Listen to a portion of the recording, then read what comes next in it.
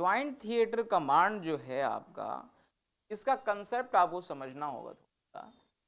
और कंसेप्ट इसका बेसिकली ये है ज्वाइंट थिएटर कमांड का कि पहले देखो होता क्या है। मैं ऐसा करूं क्या, हिंदी वाला थोड़ा सा हटा करके भी काम करूं फिर लास्ट में, क्योंकि ग्रुप में वो तो शेयर कर दूंगा मैं साथ में, ये मैं कुछ लिख करके बता सकूं आप। पहले क्या होता है, इंडिया का अगर आप डिफेंस आर्किटेक्चर को समझने की कोशिश कीजिएगा तो वो किस प्रकार का है। भारत का जो रक्षा का आर्किटेक्चर है वो ये है कि भाई हमने रक्षा के जो तीनों टुकड़ियां हैं उनको अलग अलग हमने बांट रखा है इन दिस ऑर्डर कि यहाँ पे हमारे पास में जो है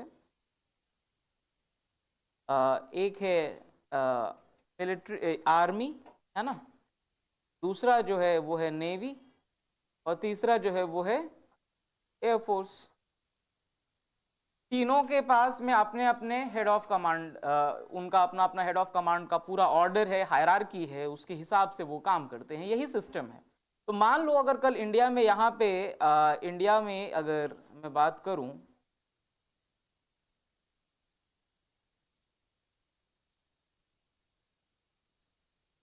तो यहाँ पे अगर वॉर की सिचुएशन बनती है किसी भी जगह पे, तो क्या होगा, यहाँ पे आर्मी जाएगी, आर्मी अपने कमांड के अंदर में युद्ध करने आ रही है, यहाँ पे नेवी आ रही है, वो अपने कमांड के अंदर में युद्ध करने आ रही है। तो तीनों के बीच में आपसी कोऑर्डिनेशन उतना मजबूत नहीं हो पाता है, क्योंकि तीनों का तो अपना अपना कमांड का ऑर्डर है, और एक दूसरे को कौन कमांड देगा, इस बारे में जो है चीजें थोड़ी सी ये थोड़ा सा इश्यू बन जाता है। तो अब क्या है, और युद्ध किस प्रकार का होता है, अब युद्ध इस प्रकार का है कि किसी भी जगह पे युद्ध होगा तो तीनों ही फोर्सेस की आपको जरूरत पड़ेगी, है ना, तीनों फोर्सेस की आपको जरूरत पड़ेगी। हो सकता है कोई एक फोर्स का डोमिनेंट रोल रहेगा, लेकिन बाकी दूसरे फोर्सेस की भी जरूरत तो जरूर ही पड़ेगी।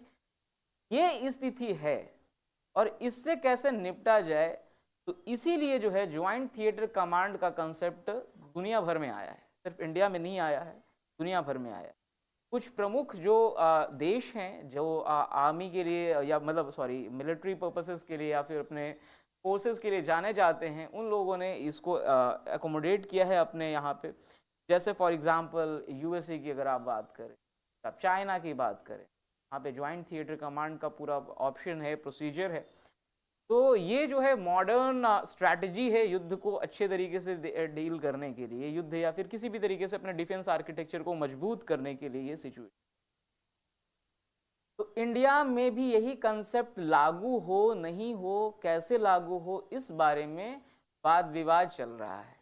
ठीक है, जब कारगिल वॉर हुआ उसके बाद में इंडिया में शेकेटकर कमेटी बनाई गई डिफेंस के ऊपर।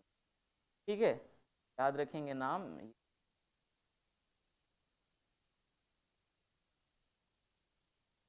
तो इसने बहुत सारे रिकमेंडेशन दिए कैसे हम अपने फोर्सेस को बेटर बना सकते हैं, क्या करना चाहिए हमको उसके लिहाज से।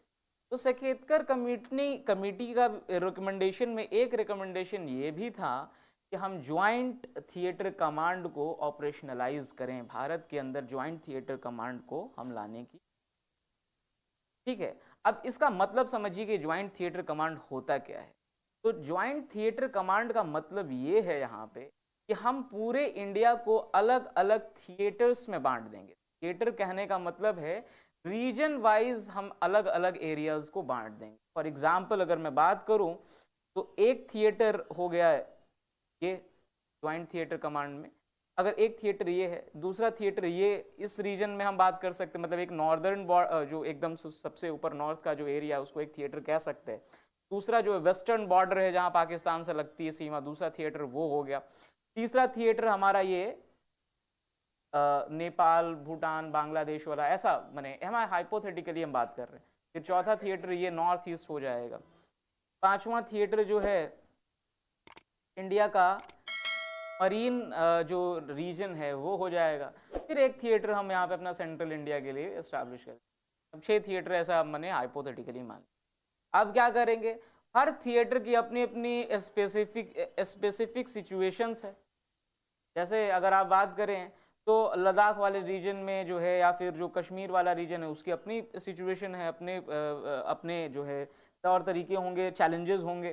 तो अब वहाँ पे हमको क्या होगा कि उसी हिसाब से हम आर्मी, नेवी, एयरफोर्स तीनों के ही जो जिसको भी हमको रिक्रूट करना होगा, हम उस हिसाब से वहाँ पे कंपनी को, उस हिसाब से हम आर्मी को माने मिलिट्री को डिप्लॉय करेंगे, और उसी में किसी एक आदमी को उस पूरे थिएटर का इंचार्ज बना।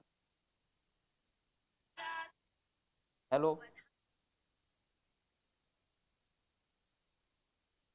बधाई हो, आपने जीता लोन का ऑफर। ये दिमाग खराब कर रखा है बधाई देने वाला हमको।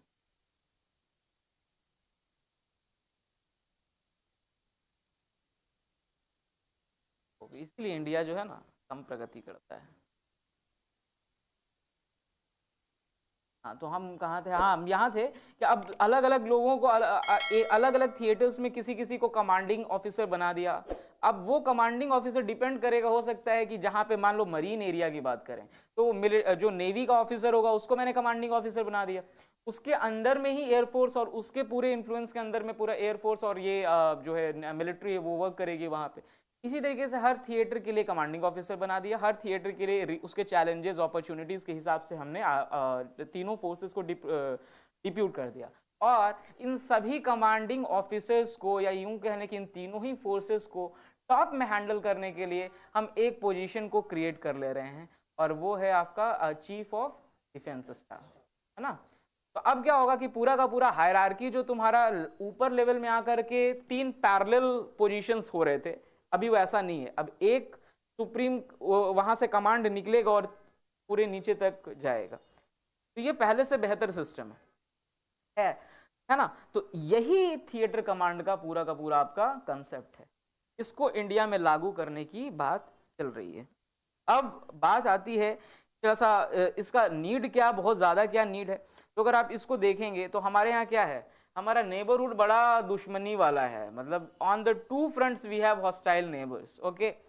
और दूसरी चीज है कि किसी भी रिसोर्स का ऑप्टिमल यूटिलाइजेशन होना चाहिए, ठीक है। ऑप्टिमल यूटिलाइजेशन होने के लिए अच्छा है। और तीसरा है क्या कि लॉजिस्टिक्स में ये बहुत हेल्प करेगा। लॉजिस्टिक्स क्या होता है कि किसी भी चीज को ट्रांसपोर्टेशन एंड स्टोरेज को हम लॉजिस्टिक कहते हैं, तो ठीक है, इसको बोलते हैं लॉजिस्टिक जो है ना, तो इसका बहुत बड़ा रोल है। ट्रांसपोर्ट करना, किसी चीज को एक जगह से दूसरे स्थान तक ले करके जाना, तो बहुत फास्टली हम ले जा सकते हैं, ठीक है। कोऑर्डिनेशन, तालमेल बेहतर हो जाएगा तीनों फोर्सेस के अंदर में।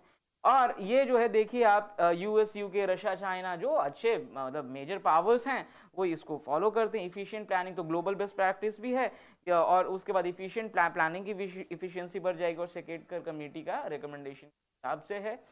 भारत के लिए भी ये ज़रूरी है। तो इसी चीज़ को हम लोग जो है यही इसका नीड है।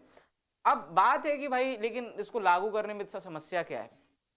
समस्या ये है कि तीनों फोर्सेस के अंदर जो अभी हायरार्की जो चल रही है, और जो तीनों फोर्सेस के कमांडिंग ऑफिसर्स हैं, उन सब में इसको लेकर के एक आम सहमति नहीं बन पाई। क्योंकि ऐसा माना जाता है, जो दो बाकी फोर्सेस के जो आपके कमांडिंग ऑफिसर्स हैं, उनका ऐसा मानना है खास करके, और उनमें भी सबसे खास करके एयरफोर्स का जो सबसे बड़ा इसके ऊपर में जो ऑब्जेक्शन है वो ये है कि इसमें क्या होगा कि जो हायरार्की में, या यूं कह लें कि मिलिट्री आर्मी जो है उसको थोड़ा सा ज़्यादा एडवांटेज मिलेगा, और आर्मी डोमिनेटेड पूरी की पूरी जो है आपकी सिक्योरिटी फोर्सेस हो, एक थोड़ा सा है। दूसरा क्या है कि रिसोर्सेज का ट्रांसफर कैसे किया जाएगा। कई सारे, अब जैसे आपने थिएटर कमांड बनाया, तो अब आपको तीनों ही फोर्सेस के संसाधनों को एक जगह लाने की जरूरत पड़ेगी, उनके रिसोर्सेज को पूल इन करना पड़ेगा, और वो किस तरह से होगा, तो उसको लेकर के क्लैरिटी का थोड़ा सा भी अभाव है।